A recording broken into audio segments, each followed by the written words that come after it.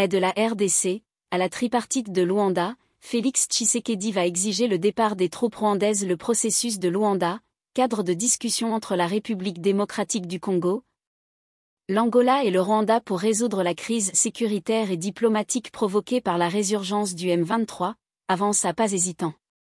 Les tensions entre les deux principaux protagonistes, Kinshasa et Kigali, restent vives, chaque partie continuant de s'accuser.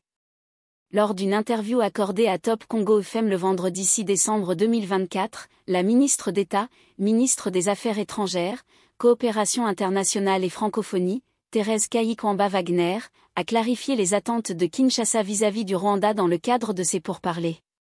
Neutralisation des FDLR et désengagement des troupes rwandaises. Quand nous parlons du processus de Luanda, deux questions sont au centre, le désengagement des forces rwandaises et la neutralisation des FDLR. La RDC assume pleinement la réalité des FDLR sur son territoire et reconnaît la nécessité de les éradiquer. En revanche, le Rwanda n'a pas encore officiellement reconnu la présence de ses troupes en RDC, a déclaré Thérèse Kayikwamba-Wagner. Elle a dénoncé les déclarations du Rwanda qualifiant la présence de ces forces de « mesures défensives », les assimilant à des « actions offensives et d'occupation ». Les attentes du 15 décembre. Interrogé sur les objectifs de la rencontre tripartite prévue le 15 décembre 2024 à Luanda entre Félix Tshisekedi, Paul Kagame et João Lourenço, la ministre a été catégorique: nous espérons obtenir l'engagement formel du Rwanda pour retirer ses troupes de notre territoire souverain. Elle a souligné l'engagement constant de la RDC dans ce processus, malgré les reports et les tergiversations, rappelant la réunion manquée du 16 novembre, reportée au 25 novembre par Kigali. Une diplomatie de responsabilité et de discrétion. Kayikwamba-Wagner a défendu la posture de Kinshasa, qualifiant la diplomatie congolaise de « responsable et axée sur les principes du droit international ».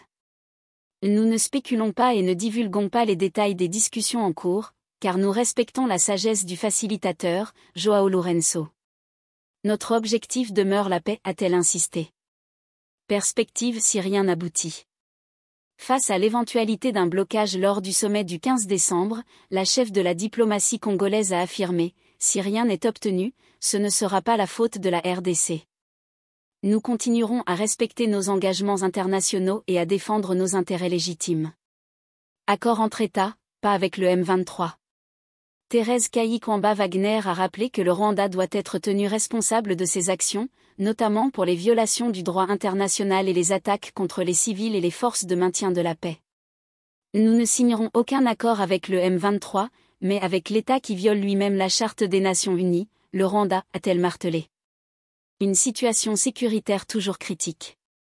Malgré les efforts diplomatiques, la situation sur le terrain reste préoccupante.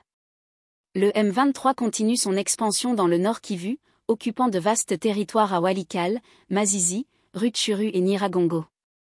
Les appels internationaux au cessez-le-feu demeurent sans effet, tandis que le processus de Luanda cherche à tracer une issue pacifique.